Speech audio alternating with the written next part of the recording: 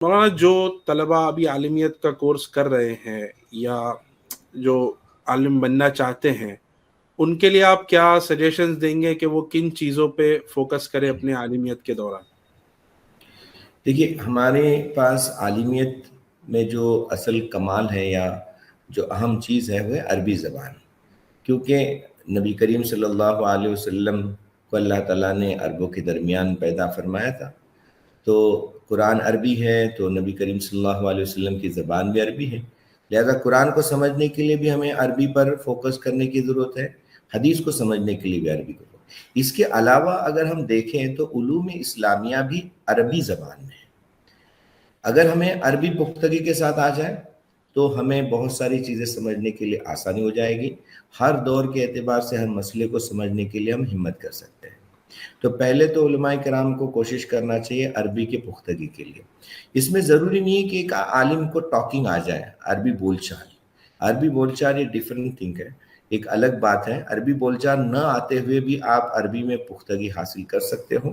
بہتر یہ ہے کہ آپ کو عربی کے ساتھ ساتھ یعنی عربی کی عبارتیں سمجھنے کے ساتھ ساتھ آپ کو اگر بول چال آتا ہے تو بہت اچھی بات ہے، لیکن عربی بول چال ہو اور آپ کو عربی گرامر جو فقہ اور حدیث کا ہے وہ معلوم نہ ہو تو اس سے زیادہ فائدہ نہیں ہوگا۔ آپ کو فوکس کرنا چاہیے کتابوں کے سمجھنے پر، تو پہلی چیز تو ان کو یہ کام کرنا چاہیے۔ دوسری چیز جو ہے بہت ضرورت اس بات کی ہے کہ ہم تقاریر کو سیکھیں، کس طریقے سے بولا جاتا ہے، کیونکہ آج بولنے والے تو بہت سارے ہیں، لیکن کچھ ایسے بولنے والے ہوتے ہیں جن کو سنتے وقت لوگوں کی نگاہیں نہیں ہٹتی ہے،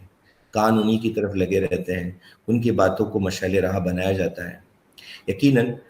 بات میں پختگی کے لیے ہمارے پاس جو تقوی کے اصول ہے وہ اپنی جگہ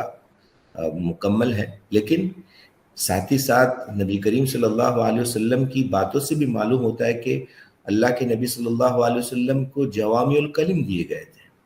اس اعتبار سے ہم بھی جب بولیں تو موضوع کے مطابق بولیں، اچھی بات بولیں، مختصر وقت میں اپنے مضمون کو مکمل کرنے کی کوشش کریں۔ بہت ساری مرتبہ ایسا ہوتا ہے کہ ایک ٹاپک ہوتا ہے جس پر ہم بیان کرنا شروع کر دیتے ہیں، لیکن ہم درمیان میں کہیں دوسری جگہ پر چلے جاتے ہیں، پھر عوام تو سن لیتی ہے لیکن سمجھ نہیں پاتی ہیں۔ اس کے علاوہ تقاریر میں آج کی تاریخ میں پرابلم یہ ہو رہا ہے کہ لوگ انگریزی کی طرف زیادہ جا رہے ہیں، تو اگر ہم جیسے ابھی میں نے کہا پرابلم، تو اس پرابلم کی جگہ پر ہم جب دشواریاں بولتے رہتے ہیں تو بہت ساری مرتبہ ایسا ہوتا ہے کہ انگلش میڈیم کے بچوں کو یہ دشواری پرابلم بن جاتی ہے اور وہ یہ سمجھتے ہیں کہ یہ کیا الگ چیز ہے۔ تو ہمیں حالات کے اعتبار سے بھی اپنی تقاریر کو جو ہے اپڈیٹ کرنے کی ضرورت ہے کہ ہمارے آڈینس جس طریقے سے ہیں اس طریقے سے اگر دو چار انگریزی کے جملے یا الفاظ اگر ہم اپنے بیانات میں کہیں گے تو لوگوں کو بھی ایسا لگے گا کہ مولانا صاحب جو بول رہے ہیں وہ آج کی تاریخ کا ہے،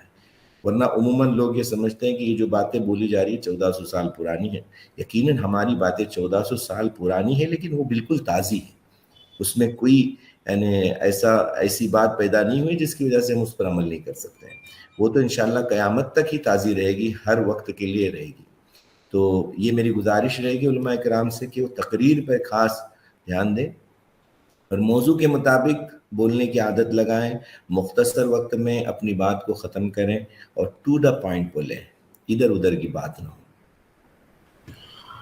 بہت ہی بہترین، ماشاءاللہ۔ دو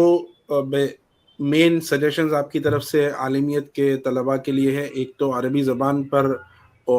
پختگی یا عبور حاصل کرے، دوسرا یہ کہ تقریر کے اوپر محنت کرے۔